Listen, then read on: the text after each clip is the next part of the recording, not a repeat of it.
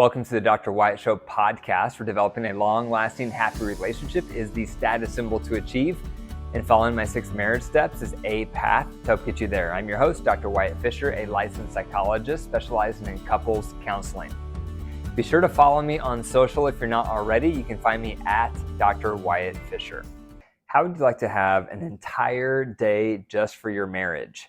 How would you like to resolve your resentments and rekindle your love? How would you like to learn 9 tools on how to move your marriage from surviving to thriving? Well, if you would like to do any of those things, attend my Total Marriage Refresh conference coming up in Los Angeles, December 3rd. It's a day just for you and your partner to unplug, get away from the craziness of life, and give your marriage undivided attention. And I will be there with you the entire day. There's 6 different sessions, and after each session, there's 30-minute breakout times where I walk around, answer your questions, and I'm there for you to support you in your marriage journey. So if you're interested, if you want to attend the Total Marriage Refresh, be sure to click the link in the description to learn more, and I hope to see you there. So today I'm going to talk about mastering the art of apology, repairing relationship damage. We need to learn how to apologize. You need to learn how to apologize if you're in a long-term committed relationship like marriage, because you're going to hurt your partner's feelings. You're going to do things that upset them. You're going to do things that frustrate them. You're not going to meet their needs perfectly. Therefore, you need to learn how to apologize. And today I'm going to talk about exactly the steps you need to follow to make an effective apology. Number 1 is you need to summarize your partner's complaint. That's the first step. You need to summarize for 2 reasons. One is you need to make sure you heard the complaint correctly. So when your partner is telling you the complaint, when they're telling you what hurt their feelings, when they're telling you what you did that frustrated them, what do? You summarize their complaint. But summarizing is tricky because we may not agree with their complaint. We may not think they are accurately interpreting our behavior. And so we want to put in our own spin. We want to slightly mock their interpretation. We want to put in our own take when we're trying to summarize. Don't do that. So when you're summarizing, you have to summarize exactly what your partner is saying without any attitude, without any angle that you're trying to argue your side of it. So the summary can sound like this. So you feel like I have a pattern of X and it makes you feel Y and it taps into your core need for Z. Is that right? So you're just summarizing back what you heard them say, what their complaint was. So that is helpful for 2 reasons. One is it's helpful for me as the listener to make sure I heard it correctly. Because when we're hearing a complaint, we have our own tapes going on in our head. But it's also helpful for our partner because then they know we heard them and they have a chance to edit it. That's why at the end of the summary, you want to say, is that correct?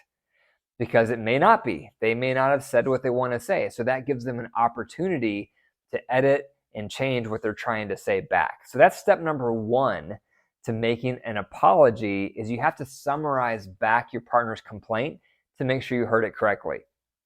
Number 2 is the 50% rule. This is the most important step. And I've talked about this elsewhere, but it's worth mentioning again. The 50% rule says that the entire complaint is probably not your fault because there probably was circumstances going on that was beyond your control. Your partner may have sensitivity around this area or wounds from their past, and they're projecting it onto you. That's not your fault. However, you probably can't say that none of it was your fault. So what you're listening for when you hear the complaint is you're thinking, what is the piece I can own? What's the part? That's why I call it the 50% rule. Because sometimes you may think, I can own about 20% of this. Other times, I can own about 90% of this. But a lot of times, it's going to be somewhere in the middle, maybe around 50%. You don't say this out loud. Number 2 is a silent step. And this is where you're just mulling it over and you're thinking, what is the sliver of truth? What is the piece? What's the part of this I can own? How am I contributing to this? How am I making it worse? What's my part? That may come to you immediately like a conviction. Other times you might have to mull it over. You may have to stop right here after you hear the complaint to really think it through. What is the part of this complaint that I am guilty of? What's the part that I could be doing better at? I know I'm making it worse by doing that. What is that piece for me? If you get stuck on that, you might need to work with a coach or a counselor, because this can happen with couples I see in my practice. When we're going through making a proper apology, a lot of times people get stuck with what to own. And then they'll say something that they did, but you can tell they don't think it was wrong. And that's not ownership either. You own something that you think you are doing wrong. That's the ownership. So that's number 2, is the 50% rule, for you to really think through what is the part you can own. And that leads me to number 3, which is ownership. Ownership is when you say to your partner, I own that I have a tendency to blank, whatever that is. I own I have a tendency to be a poor listener, or I own I have a tendency to get self-absorbed, or I own I have a tendency to be controlling, or I own I have a tendency to want to fix instead of empathize. Whatever it is, you own the part that you can own, and then you don't say any of the reasons why you do it, because then it's just going to sound like defensiveness. So for example, if I said, I own that I tend to get defensive because you are critical. If I said that, then obviously that's watering down what I just did, because now I'm blaming you for my behavior. By the way, watch out for that trap. I've seen so many couples, and it's so easy to do, where they'll say, I wouldn't do my behavior if you were doing your behavior. It's a cop-out. Under that logic, you're never responsible for your behavior, because you're always blaming it on your partner. Now, obviously, how your partner behaves and acts is going to influence you to want to react in a certain way. However, remember, it's always a choice. No matter what your partner is saying to you, no matter what your partner does, no matter how your partner behaves, it's always a choice with how you respond. So take ownership for your part, no matter what your partner has said or done. That's the definition of ownership, because it's still a choice how you respond back to your partner. Number 4 is you're going to empathize. This is where you're going to really try to put yourself in your partner's shoes, considering your partner's upbringing, considering their values, considering their insecurities, considering their needs, considering their hopes for the future, considering their stressors. When you consider all those parts of what makes your partner who they are, then it will start to make sense to you why certain things make them feel the way that it does. So that's true empathy. Empathy is not if you would feel the same as your partner. You're a different person. So feeling the same thing they feel is going to be very rare. So instead, think of empathy as literally seeing the world through their lens based on what makes them who they are. When you start thinking of empathy that way, it becomes a math problem. Because now as you're listening to them talk or listening to them share their complaint, you can think to yourself, oh, well, it makes sense. That bothers them because that probably taps into that wound they had. Or no wonder that hurt their feelings because that's one of their top needs. Or no wonder that frustrated them because that's part of their stressors that they grapple with. You'll start connecting these dots, and therefore empathy starts to become a math problem in your head as you're listening to the complaint. And that's why you can make this empathy statement. So an empathy statement sounds like this: I can see how my pattern of X would make you feel Y. That's the empathy statement. And I can say that with sincerity because I'm looking at the situation through my partner's lens. The next one is the apology. The apology is similar to the empathy. All of these steps are a part of the apology, but there's a specific step just for the apology as well. So this is where you're going to say, I am so sorry for how my tendency to do X has made you feel Y. Now, don't get caught up in, oh, am I really making them feel Y? And I don't know if I should really say that. Don't worry about that. Some people overthink that. Don't do that. Just make the apology. I'm sorry for how my tendency to do X has made you feel Y. Now we're ready for number 6. Number 6 is making amends.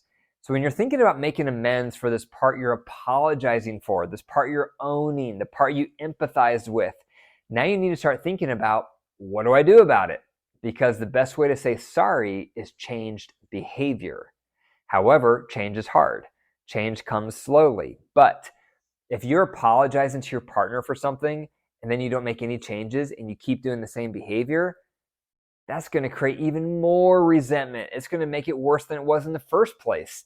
So it's vital that you make a concerted effort to do something, to make some adjustments, and to sustain those changes, because the best way to say sorry is changed behavior. So as you're listening to the complaint and you're thinking about this part you're owning, now you need to think about, what are some adjustments I can make moving forward that are also going to work for me? Because if they don't work for me, it's not going to be sustainable. And don't do just simplistic solutions here. A lot of people will say, well, I'll just get better. I'll just work on it. I'll just try to become more mindful. All that's great. But you need to think of concrete steps of what you can do to improve. You might be stuck. You might not be sure what to do. In those moments, you can say, I'm going to research this. I'm not quite sure how to become a better listener. I'm not quite sure how to become less controlling. I'm not quite sure how to fill in the blank, but I'm going to learn how. I'm going to do some research. I'm going to find some articles. Maybe I'll listen to some podcasts. Maybe I'll read a book. You can commit to research, because that's a first step with discovering how to improve. And then you're going to ask your partner, what do you think? And what else would you appreciate? That gives your partner a chance to speak to what they would love to see. Now, whatever they say, it doesn't mean you have to do it. During this making amends phase, you're just generating ideas. You're just cultivating options. So let's say you generate with your partner 3 to 5 ideas for change. Now you, the one who's making the apology, gets to pick and choose which of those ideas you're going to work on. And the reason that's important is because you need to feel in control, not that you're being force-fed. So since you get to pick and choose what you want to work on, that's going to keep your internal motivation high, which means there's going to be more follow-through. And that's what it's all about. So when it comes to making amends, just make sure, again, you're slowing down, really thinking it through, and then you want to write that down somewhere. I suggest writing it on the notes section on your phone. Write down what you're committing to working on. And then several days a week, pull that up and then look at it. You know, I've done this in my marriage through the years. I call it a partner cheat sheet. Whenever my wife and I would have a conflict, we would use the Reunite tool or one of the tools and go through it. And then at the end, there's always takeaways, things that I could be working on, things she could be working on. But all my personal takeaways, I write them down. And I call it a partner cheat sheet. I write them down and then I review that cheat sheet a couple times a week. Do you know what it does? It changes my behavior because I become mindful of it. I'm aware of it. I catch myself. It's a little rocky at first, a little rough, but the more I review it, the more I meditate on it and think about it, eventually I start doing the new behavior. I start making the adjustment. And then before long, that becomes my new normal. So I intentionally practice that in my marriage because when I tell my wife I'm going to make an adjustment, I want her to trust my word. And therefore, I take that very seriously and I study it. I think about it. I reflect on it. I start making the changes. And do you know what that does? It brings hope. Because when your partner starts to make changes, it brings hope. And we all want to feel hope in our marriage. So make sure you take your amends very seriously and think about it, reflect on it, and look at them several times a week so that you make some sustainable changes over time. So that's how to master the art of apology and repair relationship damage. Number 1, you want to summarize your partner's complaint. Number 2, reflect on the 50% rule, which means what's the piece here I can own that I could do better at. Number 3, make an ownership statement. Number 4, empathize with how your behavior would make your partner feel. Number 5, apologize. Number 6, make amends. Thank you for listening to the Dr. Wyatt Show podcast. If you enjoyed the episode, be sure to share this episode with one other person to pay it forward. Also, if you want to improve your marriage, be sure to take advantage of my ABCs. A is my app, Keep the Glow, KTG. That will help you and your partner maximize your communication skills. B is my boot camp. If you want to learn all my tools, join the boot camp. And I join once a week live for Q&A, so you have support. And C, start coaching with one of my master coaches. That's to help you and your partner have individualized support to work through your resentments. If you want to learn more, go to the description and click on the links. And remember, your marriage is alive. If you care for it and nurture it, you will grow. But if you deprive it and neglect it, you will wilt and die. The choice is up to you.